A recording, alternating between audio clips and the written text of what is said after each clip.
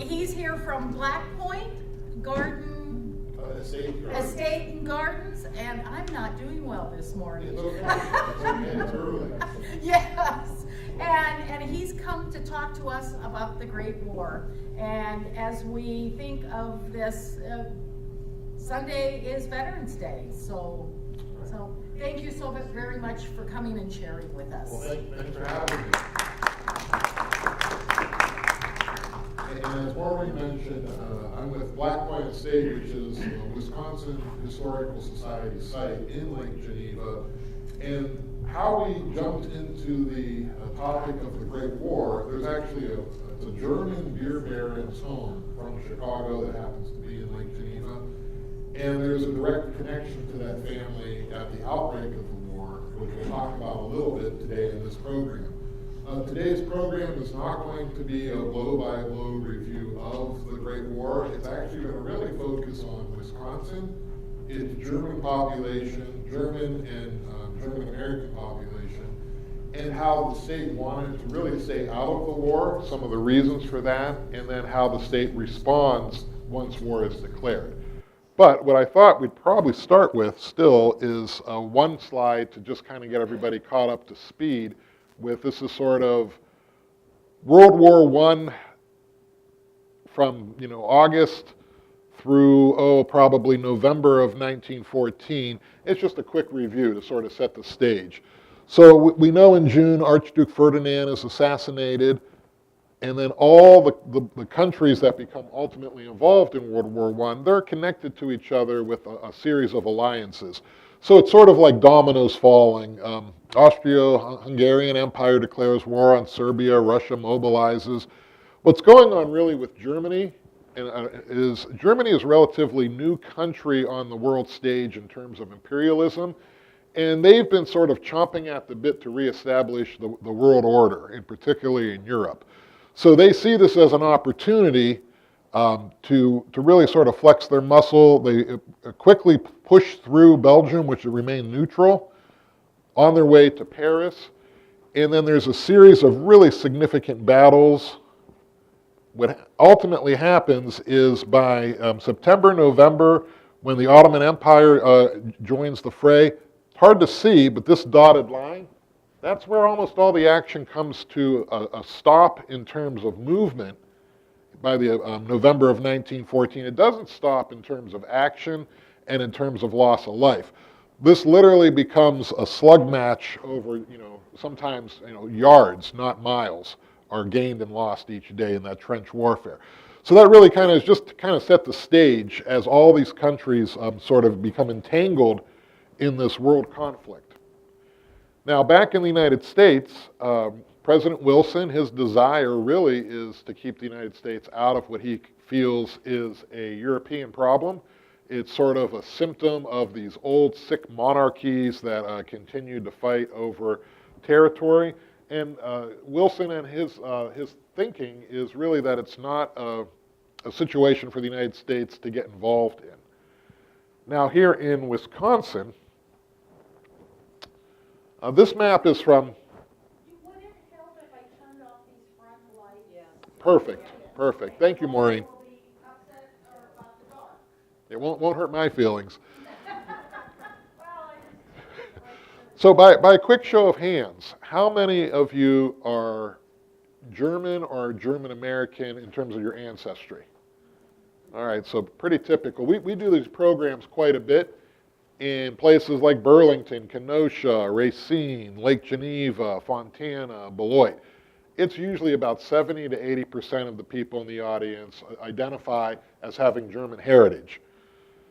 This census map is actually from 1920, and although you're not going to be able to read the small print, what you really need to know about this map is the darker the green, the higher the German-American density. So in counties like Racine, Kenosha, Milwaukee, Sheboygan, Rock County is right here, pretty heavy German population actually throughout the whole state. In Wisconsin at the time, the population was just over 2 million, about 2,100,000. 700,000 of Wisconsin citizens identify themselves as either being German or German descent from German heritage. So 1 out of 3. What that really means in terms of the war effort is, well, let me back up. So in 1848, 1849, as that first wave of German migration really hits the United States, where do most Germans end up? It's loosely referred to as the German Triangle. Does anybody know where that's sort of referred to? So if this was a U.S. map, and Wisconsin's here, all the way down here would be St. Louis, and then over in this direction would be Cincinnati. If you were to connect those cities by a point in a line, that would include Chicago, of course, and it would include some other areas, but that's really where most of that German migration moved to. But Wisconsin, like I said, really about 700,000 individuals identify themselves as German or German heritage. Now, we have a very special relationship in 2018 with Great Britain. We had a pretty good relationship with France at the time, but if you were a person of German heritage in 1914 and a war broke out in Europe, what would your natural tendencies be? Would you support your home country? Maybe you still have relatives there. You might have ancestors buried there. Of course, you would have ancestors buried there. You might still go back to visit. So there really isn't this, like the whole idea of NATO and all these alliances that the United States is very active in really is a 20th century phenomenon that comes out of World War I and World War II. But prior to that, the United States had been isolation driven. If we did dabble, it tended to be within the Americas. So really, if you were German, your allegiance would be more than likely with Germany, because we're not at war yet. If you're French, your allegiance would be with France. If you were Italy or Italian, you would be have allegiance to Italy. So that was sort of, I mean, of course, you're American first, but your second choices are who you would support would be your home country. So that's going to play into the talk a little bit. So we talk here about Wilson and his real desire to keep out of the war. So we're going to remain neutral. So right here, we're going to take a firm stand on armed neutrality. It means that we're going to defend our interest if we need to, whereas Switzerland does not choose to defend their interest. They stay neutral in a very different version of that word. But what does that mean to the business interest of the United States when war breaks out? It means the same thing for the business interest whenever war breaks out. War provides an opportunity to make lots and lots and lots and lots of money, both during the war and after the war. So the United States, this is actually from a socialist newspaper, so it's obviously slanted, but the concept is the more people go to war, the more the fat cats make. In 1914, the United States, because we're neutral, we're more than happy to sell armaments and ammunition to the English, to the French, to the Italians, to the Turks, to the Russians, to the Germans, to the Austrians, to the Serbs. Anybody who's willing to buy, we're willing to sell.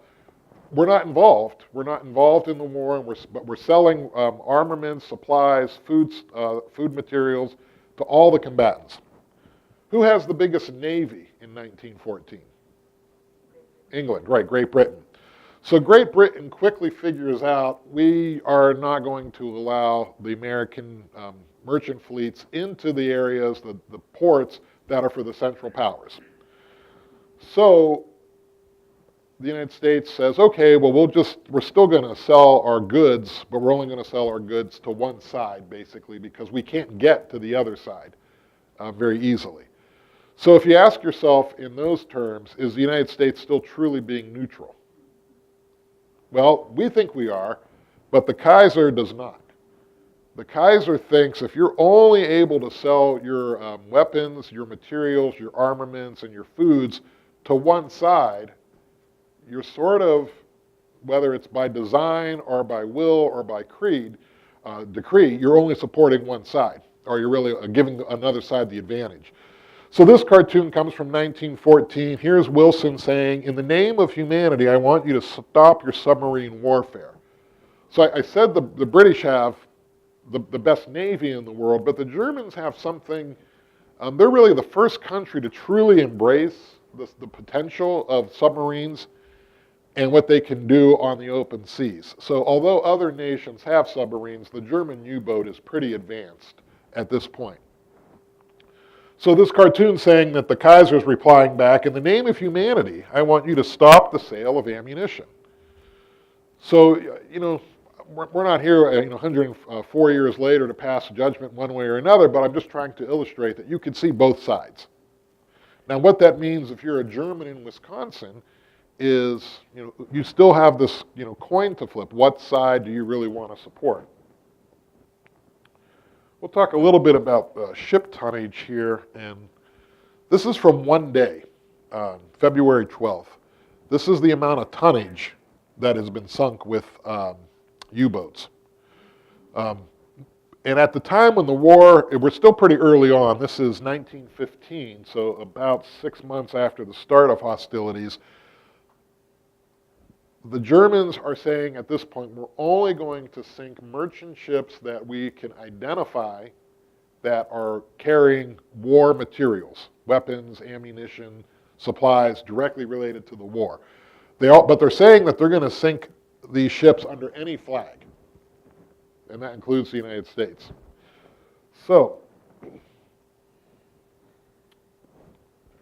we're going to jump ahead on the U-boats here in a second, but before I get to this slide, ultimately, back in Wisconsin, although this is starting to happen, the state really does want to stay out of it, and this goes right up through our politicians. Senator Bob LaFollette, Fightin' Bob, the mayor of Milwaukee, Ilsa Dell, Victor Berger. All these individuals are very, very passionate. Some are passionate to keep the United States out of the war because they feel that we shouldn't be in the war. Some feel that it's not our interest. There are others that are just under the blanket of socialism saying that war is bad for the people who do the fighting in wars, right? It's never I shouldn't say never, but it's typically not the royal families that are sending their soldiers off or their sons. It's typically not the giants of industry. It tends to be, in this case, the sons in the 21st century, sons and daughters of the working class folks. The people who do a lot of the work in the country are often the ones that go and fight the wars. Clearly the case in Vietnam if we go back to that conflict. So we're going to jump ahead to 1917 for a minute.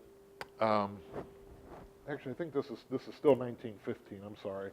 So the Lusitania is a British passenger liner under the Cunard Line, the same line that had the Titanic. And there are 1,198 passengers, many Americans on this ship, and it gets torpedoed by a German U-boat. Massive loss of life. And could you imagine the outcry publicly of an ocean liner? This isn't a merchant ship with 20 sailors on it. This is something that American citizens could relate to. This is how you travel. This is how you got overseas. This would be no different in terms of public outcry than of when an airliner gets taken down. What was known at the time, but wasn't made public, is that this boat also had 5,000 cases of ammunition on it. So going back to the Kaiser's decree, by this point they're saying any boat, regardless of the potential loss of life, if they're going to be used to carry armaments, we consider it fair game. So definitely it's an atrocity, and I'm not trying to excuse the Germans for this, but I would think that the British would also have some responsibility. Clearly the owners of the Cunard Line knew what was being loaded in that boat. There was no 5,000 cases of anything to get on that vessel without somebody knowing about it. So things are really starting to heat up on the Wilson administration, and rightly so. I mean, this is a horrible, horrible atrocity. But we're just trying to kind of paint the conflict with as broad a brush as possible. We're also going to jump ahead here to the Zimmerman telegraph. Does anybody remember this from their high school or college courses? So what's going on at this point is the war has been a stalemate really for about 3 years back over in France, and massive, massive loss of life. Some of these battles are 40, 50, 60,000 soldiers lost in a day.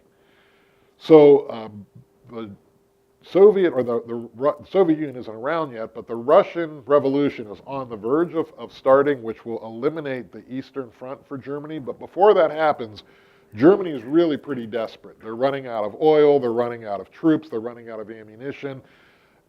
Things look pretty unfavorable, so they have an idea that they're going to send a telegraph through their emissary in Mexico to encourage the Mexican government to declare war on the United States. And when Germany wins the war, the reward to Mexico for declaring war on the United States will be to give back Mexico the countries that the United States invaded and took in the 1840s. If you remember that part of your history, Southern California, Arizona, New Mexico, and Texas were all part of Mexico. It was a sovereign nation, and the United States invaded it, and then we never gave the territories back after the war. So Germany's idea was, if we could play this card, we could have an ally on the inside Central America that would cause the United States to stay focused on their own continent instead of sending troops to France. We really never know what Mexico's response would have been, because the British Secret Service intercept this telegraph and, of course, turn it right over to the United States. So we know about it before the Mexican government knows about it. But this does turn up a little bit more heat on the Wilson government.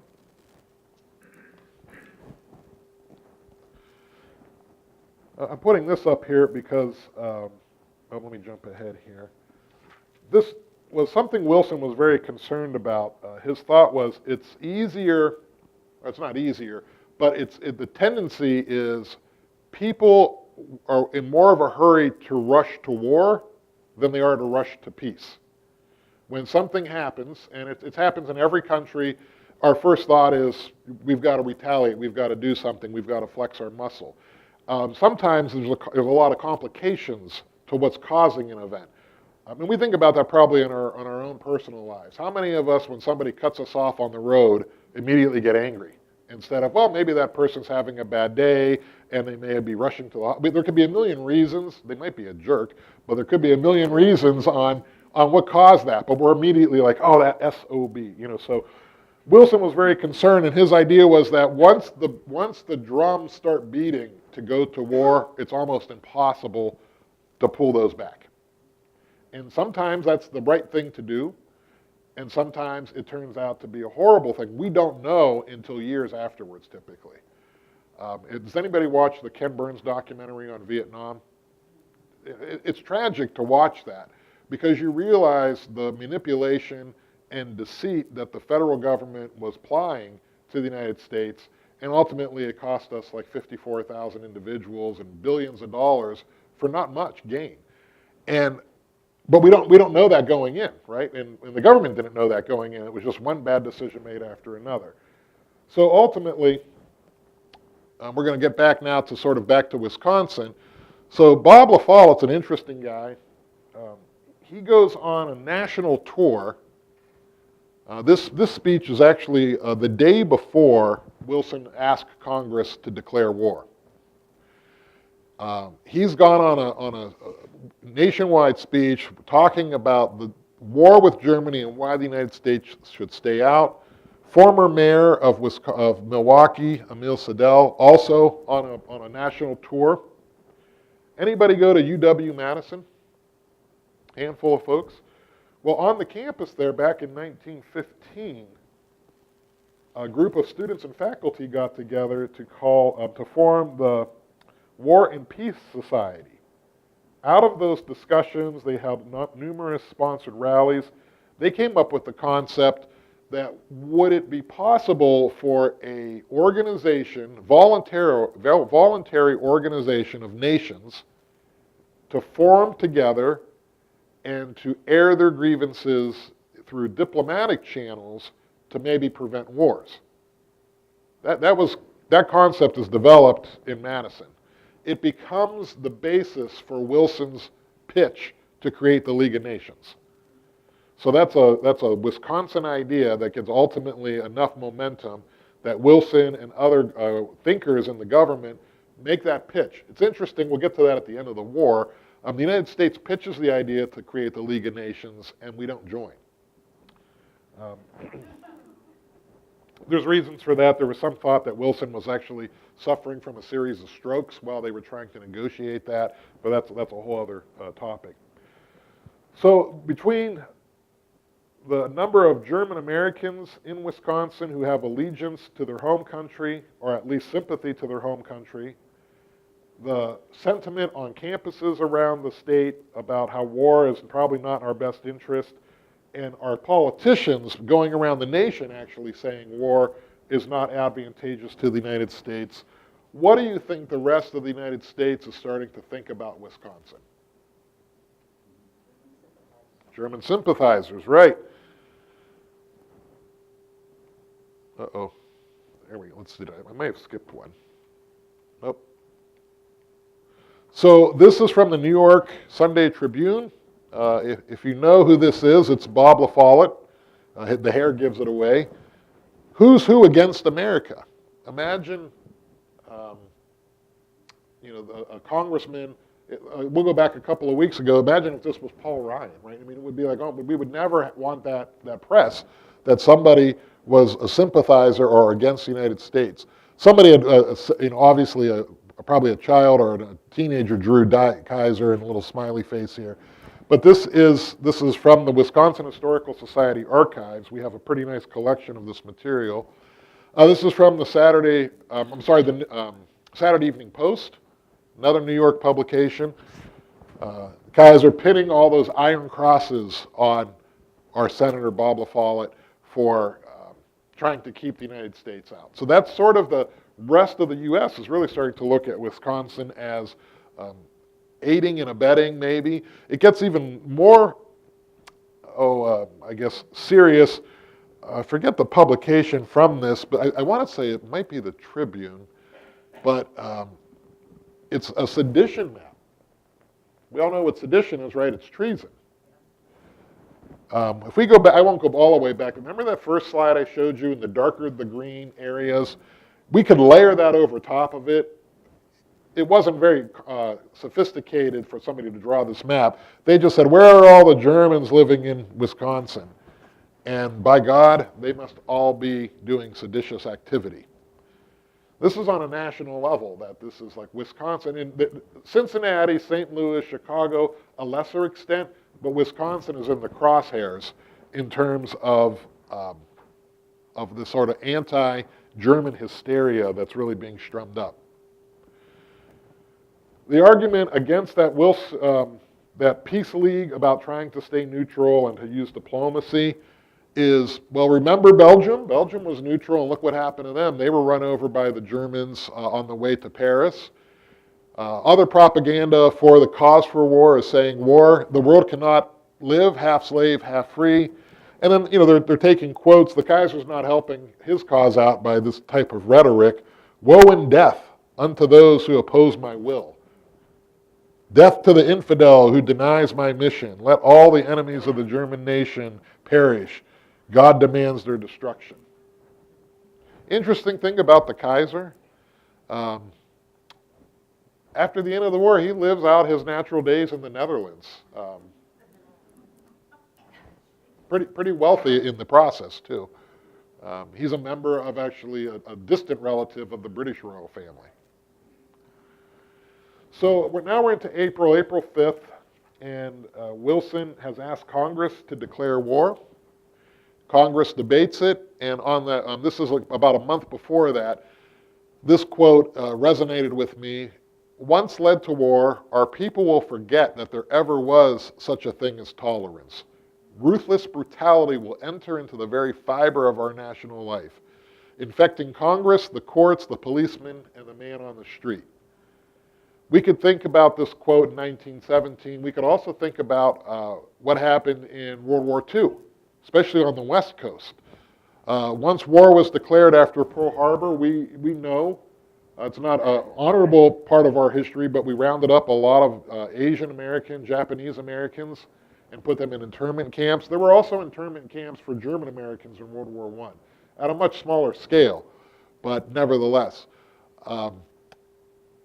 Some of the things that happen are sort of, in 100 years in the future, we could look back and smile, like Datsuns became wiener dogs, and sauerkraut became Liberty cabbage. But there were also things like, in Wisconsin, especially in a lot of those neighborhoods, communities where Germans really occupied and populated, other Lutheran churches were holding Mass in German. Their schools were teaching German as sometimes as a primary language. Well, that's all going to change once war is declared. There's actually reports of a gentleman lynched in Chicago for speaking German over his fence to a German neighbor. He lost his life. There are beatings. There are people who lose their job because of being German. So Wilson, this is actually a little bit later in August, they're talking about the state of war. Now, the United States in 2018 has probably, I shouldn't even say probably, without a doubt, the most sophisticated military in the world. We can get anywhere with a fairly large force in a matter of days. We could get anywhere in the globe within about 24 to 30 hours with Delta Force, Special Forces, to respond to things to protect our interest. In 1914, we have a very small army. We don't have the infrastructure in place to get troops around the world. So even though war is declared in April, Wilson's talking about the state of war, the state of preparedness, all the way into August. We really don't have large-scale troops over in France until almost a full year after we declare war. First, we don't know how to orchestrate a draft. We don't know how to get troops trained and armed and supplied, and then over to the East Coast. All those things have to be worked out. We're going to get into that in a moment. This is from the Chicago Daily, U.S. at War. A whole series of warnings that to Germany. What has to happen, like I said, is same thing that happens with all wars. We have to really rally to the cause. So if we could imagine over here, let's say like this is center, right? Over here is sedition. Wisconsin's probably not seditious, but we're probably just a little bit left of center. Once war is declared, we're actually going to move far over to here. So we want to stay out of war. We don't want to be involved. But once war is declared, this state, and we'll see this in the next couple of slides, is really all in and meets every quota for war bonds, provides the right amount of troops that's required.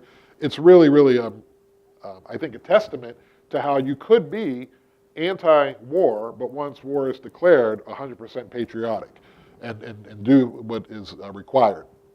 So these are from the Lake Geneva newspapers. That's because that's where we're located from, but these are very similar sentiments from all over the state. In this one, it's talking about German churches, chiefly Lutheran, telegraphed protest against the war. Like I said, many of these churches were then being asked to stop holding Mass in German. A little bit about bonds, Liberty bonds, how the draft's going to operate. All these things have to be worked out. The way bonds worked in the First World War is the federal government decided what states are responsible. Well, all the states are responsible for bonds, but what's the quota? So it's up to the individual states to execute the bond drive. So the federal government says, Wisconsin, here's a dollar amount that you're responsible for. And the state government has to make that happen. There's 4 drives in the war. Wisconsin doesn't meet their quota on the first drive, but then meets the quota for drive 2, 3, and 4. And if you add those up together, we exceeded all the expectations. But it's not going to be easy, and there's going to be some heavy-handed tactics there. So a lot of the propaganda, this is the first conflict. That whole concept of marketing is really established around the 1880s, 1890s on how to sell soap and chewing gum and beer. A lot of it's coming out of Chicago. That marketing concept is all very visual, right? Magazines are a big deal at the time, print advertisements, color printing. So this is the first time you're seeing really hard-scale, large propaganda, and it's graphically driven. This is something that continues, of course, into World War II. But these bond drives, this is a bond drive from West Bend. These are big deals. And so in Wisconsin, in downtowns and communities, people are showing out in full force and really supporting the drives. But the way these bonds work is, let's say this gentleman here in the front he runs a hardware store, just as an example. We can say of the local government, you're going to be on the hook for $500. But maybe you don't have it. Maybe it's been a lean year. Maybe there's a lot of other factors. We're going to create an organization called the Loyalty Legion in Wisconsin. And that Loyalty Legion ultimately has got about 20,000 volunteers. They start off with creating a 4-Minute Man program, and that program is intended to teach members of the Loyalty Legion to give 4-minute speeches. And they give these speeches all over Wisconsin. They give them in front of movie houses, in front of taverns, in front of civic organizations, sometimes in churches. And the idea is to support the war effort, to purchase bonds, to have your son sign up for the draft. And it seems like, all right, well, that's maybe the extent of where they're going to go. But in certain counties, these Loyalty Legions take that charge. It's not a government agency, but it is supported by, they sort of get their charter, if you will, from the state government. They take that charge a little bit further. So this is in Sheboygan County, and this is in German, and it's talking about the bond drive, but this is the 4th drive, so it's a little bit later. And the highlighted areas are saying, at the end of this campaign, a list will be prepared of all of those who could have subscribed to the correct amount but did not want to. So our merchant friend here, maybe he just can't for all sorts of reasons, but let's say he's on the hook for $500 and he only buys $100 worth of bonds. His name's going to go on that list. What's going to happen to that list? It's going to be published in the county newspapers. So once again, our friend here runs a hardware store and his name is now in the newspapers. How's that going to go for business? Well, he's probably going to be out of business in pretty short order. In addition, that list is going to be sent to every soldier overseas fighting in the war. So even if this gentleman's able to weather the storm, maybe when the war is over, maybe he's not going to be able to stay in business very long. So these tactics vary county by county, but sometimes they get to be pretty heavy-handed. Really blurry photo, I apologize for that. It looks great on the screen when it's only this big. But this is a pile of things that are on fire. Anybody want to guess what those are? Those are German books. We're always quick to point out in the 1930s the horror, rightly so, when we see Adolf Hitler and the Nazis burning books in Germany. That happens here in Wisconsin 30 years earlier. A professor in Northland is tarred and feathered because he is teaching German to his college-age students, and he refuses to stop teaching German as a language. So a group of members of the Loyalty Legion from Ashland show up on campus, they kidnap him, they take him out into the countryside, they strip him of his clothes, they pour tar all over him, cover him with feathers, and then he has to walk back to town. This is also, there's more than one of these examples within the state. Aliens must register. So what an alien means in 1917 is, let's say you migrated from Germany in 1900, but you just have never naturalized. If you're a German alien, in a town of less than 5,000, you'll register at the post office. Towns over 5,000, you need to go to the local police station. What happens when you register is they take a photograph of you, it gets put into a book, and you have to check in periodically with the police department or the post office.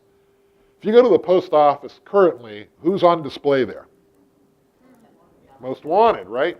So imagine how you would feel if you're a German farmer that's lived in this country for 20 years, and now everybody in the community could sees your mugshot, so to speak, at the post office. This is Baraboo, Wisconsin. Here lies the remains of German in Baraboo High School. This is a pile of German textbooks that are smoldering on the ground. So you can see that anti-German sentiment and hysteria is pretty significant, actually. A couple other things that are, I don't have photos to demonstrate this, but a lot of this material comes from a really fascinating book. Came out this year by the State Society Press. The Great War Comes to Wisconsin. The author is Rick Pfeiffer. And Maureen has a wonderful selection of books on the war as a whole on the side table, so I recommend you check those both out. But in Rick's book, he talks about a couple of other tactics the Loyalty Legion would employ. Is if you were a farmer and let's say you didn't meet your bond quota, we might come to your farm in the middle of the night and paint two sides of your barn yellow to identify you as a coward. We might come to your farm and drag you out and have erected a flagpole in the front yard and make you stand there with probably your wife and children on the front porch watching and make you recite the Pledge of Allegiance. So, once again, it's not maybe as severe as the person in Chicago I mentioned who was lynched, but these are definitely heavy-handed tactics. How Wisconsin, like I said, sort of really moves onto the side of the population to supporting the war. You can beat the draft. There's an advantage to beating the draft, and that is by signing up. You might have the choice of assignment. Let's say you want to get into the Navy versus the Army or the Air Force, depending on if you want to be in the cavalry or the infantry. By signing up, there's an advantage, but it's also a pride thing, right? At the time, war is still sort of thought about as this glamorous adventure for young men. We now know that war is a necessary evil. Often it's the last resort. But up until then, war was sort of thought about as this. You send your young boys go off, they become men. It's a couple of months, and they're going to come back, and it's an adventure, and it's not horrible. But there's a lot of honor to being a volunteer as opposed to waiting to be drafted. This is another shot from West Bend. These are the young men of the town. The town fathers are out, and they're really showing their civic pride that this is something they were taking very seriously. Parade off to the train station, I believe, to go to one of the forts down south where there's going to be some training before sent to France. I think this is downtown Milwaukee, actually. And I love this one. This is the HoChunk tribe. So here are the tribe elders. They're young men who heeded the call to come out to war. This is still about 30 or 40 years before the state of Wisconsin recognizes the HoChunk as a sovereign nation. So it's very interesting. They're in many ways still considered a second-class citizen in the state, but yet they're still responding to the call. So pretty commendable. In Lake Geneva, the first death hits home. It's actually Robert Ledger. He passes away at camp, being trained for the war. So that's sort of a wake-up call that it's not going to be that sort of romantic notion about war. It causes general sadness, you can see in the community. It's the first soldier. It won't be the last, but the first soldier to die actually before even seeing Europe. We all remember in World War II, Victory Gardens, right? Nothing new. In World War I, they were called War Gardens. The big issue was that a lot of food was going to be needed for the troops, especially grains, product that could be sent overseas, wheat, corn, flour, those type of things. So homeowners were encouraged, it's too small and blurry to read, but these are produce type things. You're encouraged to plant tomatoes, onions, potatoes, peppers, things that you could grow in large quantities and can to help you get through the winter. Oh, going back to this, there's also a shortage of labor in the fall of 1917 in Wisconsin to get the crops in. So high school principals allowed high school students to leave school for up to a week or so at a time to help get the crops in. I thought that was a great idea, and then I read up more about that. A lot of the farmers said it actually was more work than it was worth because a lot of these boys didn't have the ability or the knowledge. But it's still showing how everybody was trying to get on board. That winter of 1917, there was a coal shortage. The coal shortage wasn't because there was a lack of coal. it was a transportation issue. Most of the train systems were really being taxed, moving supplies to the East Coast, moving troops to the East Coast. So states like Minnesota, Wisconsin, Michigan, probably to a certain extent Northern Illinois and Ohio, where there were large populations, winter climates, it was really scarce. So this is in the summer of 18, although the war ends in November, we don't know it's going to end at the time, encouraging people to cut their own wood so that it's not going to be such a hardship again in the following winter. In Milwaukee County, posters are going up, "Are you working? Your country needs you as a soldier or a producer. Get a job and stick to it." Now, this county takes a different approach, a little more heavy-handed. Work or go to jail. Farmers and mills need men. How they're going to do this is they're going to get creative. They're going to say the law defines loafers and idlers as vagrants. Therefore, the sheriff and the police could arrest idlers because the law says they're allowed to arrest vagrants. Guess what the penalty is going to be if you're an idler or a vagrant? 3 months of hard labor, so you might as well have a job, because if you don't have a job, we're going to give you one. I always feel bad for the poets. You know, the drifters, the dreamers, right? They might not really agree with that. What did women do during the war? Not just in Wisconsin, but all over the United States. A lot of the same things they did in World War II. They responded with telephone brigades. They were doing a lot of volunteer calling. They were promoting war bonds. This is a photograph, I believe, from a scrap metal drive. The Red Cross. In subsequent wars, there is a medical corps that's part of the military. World War I, that's really not the case. It's not as robust as what it was like in Vietnam, World War II. Medics were assigned to platoons. A lot of the nurses and a lot of the doctors that are going to go overseas are volunteers, and they are through the Red Cross. So this is showing sort of a soldier laid out, nurses that are being trained. We probably remember the most famous of all the volunteers that I could think of is Ernest Hemingway, was actually an ambulance driver, a volunteer. A lot of people volunteered to support the war that either couldn't be soldiers because of their gender or for other reasons, but still wanted to respond and help out.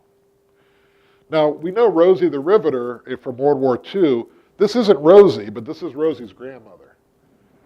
Women responded to the call very significantly in 1917 and 1918. And this is a big deal, because what happens in 1920? Women get the right to vote. A lot of these young ladies who got into the workforce were really sort of the last oomph that the suffrage movement needed. They became very empowered. They didn't want to give up rights and privileges that they had earned in this call. And there were also a lot of alliances that need to be made during a war politically. And so if the suffragists would throw their weight behind supporting the war, the promise was that after the war we'll get around to passing the right to vote. Also the temperance movement, which is not really part of this story, but that's been running in the background of the United States for almost 100 years. The temperance movement is contacted and says, if you throw your support behind the war, we'll include beer in the Volstead. Well, the Volstead Act isn't, the idea of prohibition was only to be hard liquor, but the temperance movement wanted all of it. And so there was some back office deals that said, well, once the war is over, we'll get around to declaring prohibition. We'll include beer and wine as well. So there's a lot of those allegiances, but women responded significantly in the war.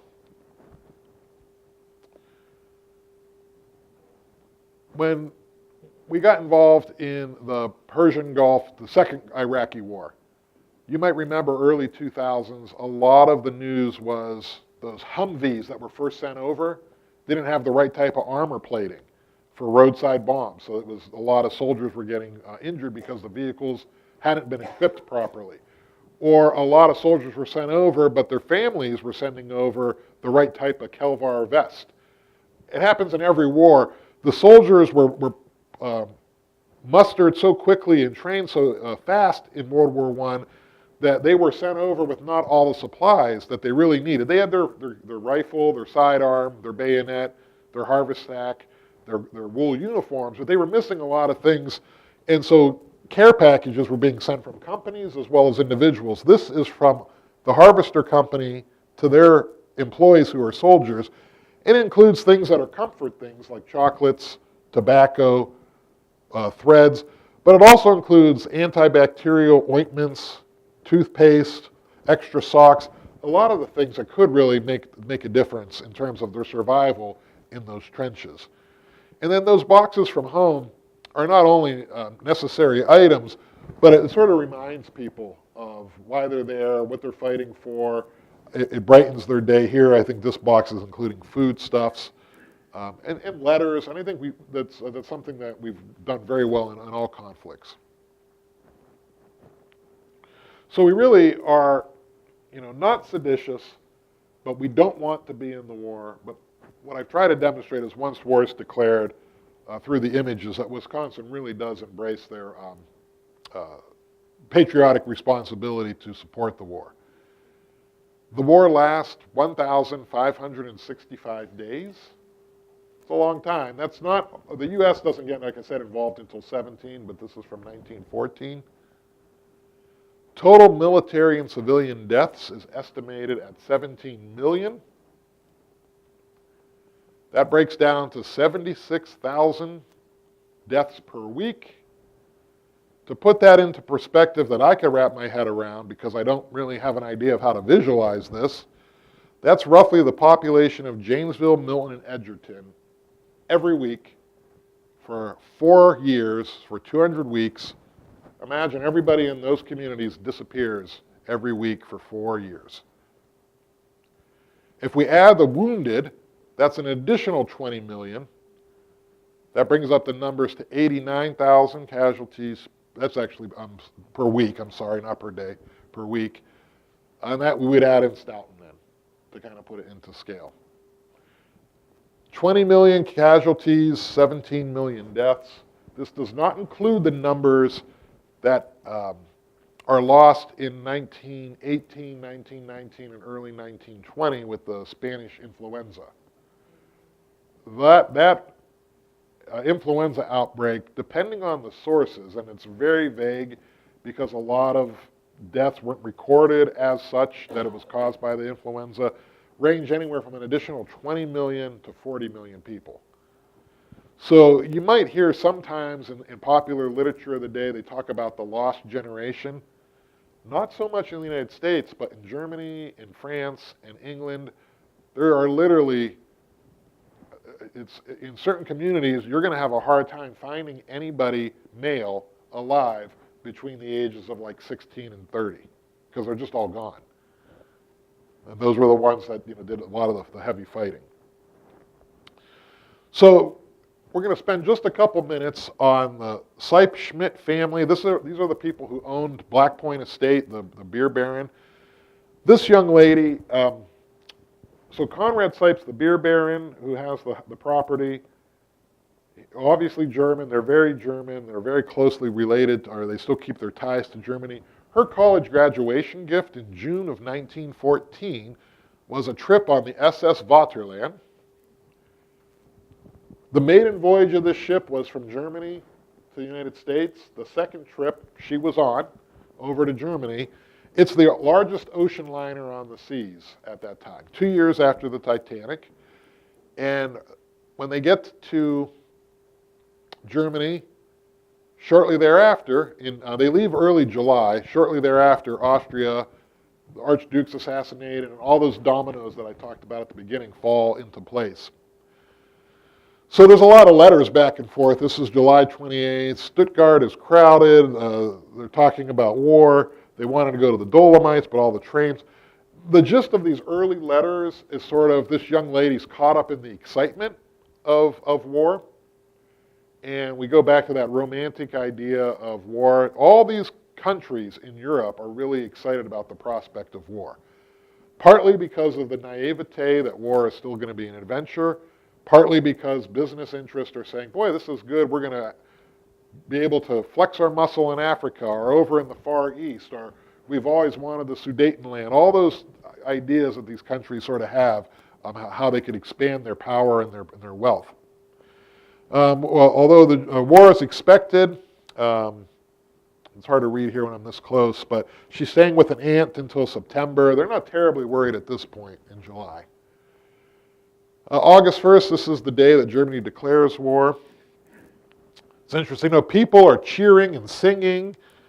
It's really the most uncomfortable, although at first they found it to be the most interesting. They're at no risk yet because the United States it's 3 years before we get into the conflict. But it's hard to get around. Currency is no longer a value. They have to go to the embassy later to actually get money transferred over. And they're not going to be able to get back on the Vaterland because the U.S. seizes that boat in New York. So they have return tickets on a boat that's not coming back. Now her father, Otto Schmidt, he's talking about sort of his anxiety for his loved ones and also for the war itself. Imagine, so when an emergency or a disaster or something terrible happens in the 21st century, how many of you use Facebook? All right, it's about half. How many of you have email? Almost everybody raised their hand. How many of you have a phone? All right.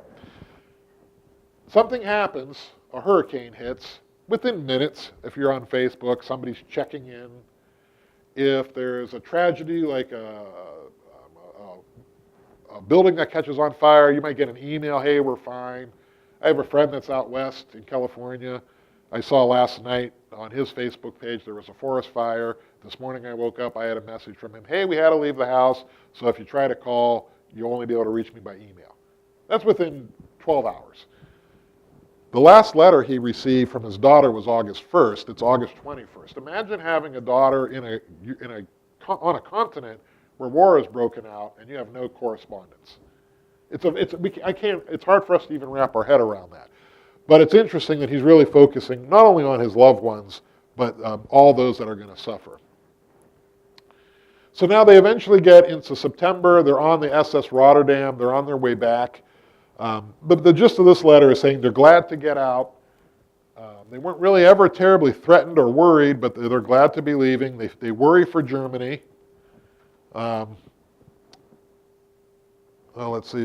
It certainly made us all loyal to Germany, so they're loyal to Germany, right? Just like so many people in Wisconsin are in 1914, 1915, 1916. We won't really focus much on this because I'm just running out of time. But these are all German brewers. That temperance concept, they take advantage of the fact that all the brewers are German. Hun rule, we're supporting all these things by being brewers. Like I said, we know what happens in 1920 with the Volstead Act. So we'll skip over these. But back to this family. So once war is declared, this is that same gentleman who was writing, worried about his daughter. He's in front of the dais at the Chicago Historical Society's War Bond Drive effort. He's the keynote speaker. He's the president of the Historical Society in Chicago, and this is a speech he's giving on the benefits of why they should support the war bonds. And then that young lady who was in Germany saying we're all very loyal to Germany, in 1918, she's in the Chicago paper as Alma Schmidt is among the leaders to entertain the fighters of history's past deeds of Americans at war. So very similar that what most Wisconsinites felt was we want to stay loyal to our own home country, but once war is declared, we're all in and we are supporting the United States. At the end of the war, a lot of folks from Wisconsin who were German or German American helped raise money for the German war relief effort. Otto Schmidt did that as well. He actually helped raise millions of dollars to help Germany out because Germany at the Treaty of Versailles really has war reparations unlike any war up to that point. And it allows for, due to inflation and the way that treaty was written, it allows to create an environment that somebody like an Adolf Hitler could sort of rise to power. there was very little chance that Germany was going to be able to get itself back on its feet. So a lot of private citizens were raising funds. This is a letter from the German Red Cross commending Otto Schmidt for his war efforts. Those reparations are so petty that the Bayer Aspirin Company has to give up its patent on aspirin to a British company. That's how far down those reparations were drilled. So this is my last slide. This is a quote from a modern political scientist, Virginia Porstall. She's saying, European nations began World War I with a glamorous vision of war, only to be psychologically shattered by the realities of the trenches. This experience changed the way people referred to the glamour of battle. They treated it no longer as a positive quality, but a dangerous illusion. And I think if anything came out of World War I that was positive, we maybe had to relearn that lesson in World War II, but since that time, most of the leaders of the large countries of the world are not quick to send their young men off to battle. When we do, it tends to be a little more strategic, it tends to be a little bit more tactical in scope, instead of just this meat grinder that was World War I. Are there any veterans here today? I'd like you to stand up, and we can give you a round of applause.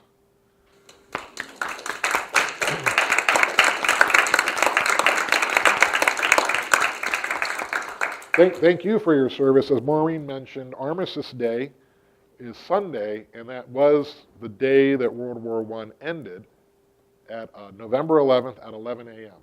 And that has since then been reinterpreted to become Veterans Day after World War II. So to our veterans, thank you very much. And thank you for the time today. I really appreciate it.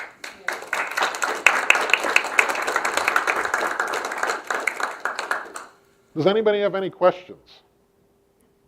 Yes? Prior to World War I, what kind of warring was going on in Europe between all these little countries, or wasn't there? It wasn't on a global scale like we see here. There were some significant wars, the Napoleonic Wars. There were some, Germany was always in sort of in a state of flux in the 1850s, 1860s. The wars tended to be between the two or three larger countries at the time.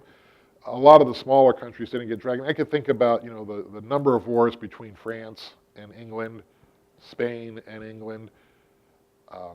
Of course, the Crusades and those type of things, they tended to be a lot more localized and not as, the amount of loss of life. What's really happening by the 1914 is the tactics haven't changed in hundreds of years, but the technology has. So the idea of lining up your soldiers into battle and having them go at another army, it's very similar to some of the tactics the Romans were using. But now machine guns and airplanes and tanks and rifles that don't have to be reloaded. All of a sudden, the loss of life becomes so much more pronounced, and the tactics do change after that. The United States actually learned that lesson in the Civil War, but a lot of the European countries didn't heed those lessons. Yes, ma'am. When traveling in Europe, we've learned that Europeans think about the time between World War I and World War II as simply a pause, that it was actually one great big conflict. Correct. And World War I is a much bigger deal to those countries. It has a place of reverence, much in the way we hold World War II, in part because they just had so much more in terms of loss. Our casualty rate was significant, but not anywhere close to what the European countries faced. So, yeah. Any other questions? Well, thank you very much. And check out the books Maureen has. They're all very good there. And you can check out the books, so if you find one of its interest, you can take it right up and have it checked out. So thank you all for coming. Next month we're going to do a thing about essential oils, and you'll even have a make and take. I will tell you that there's only 20 places, so that means if you want, you got to get signed up early. So I'm hoping you'll see us all. We have some great programs coming up, so hope to see you all again soon. Thank you. Thank you.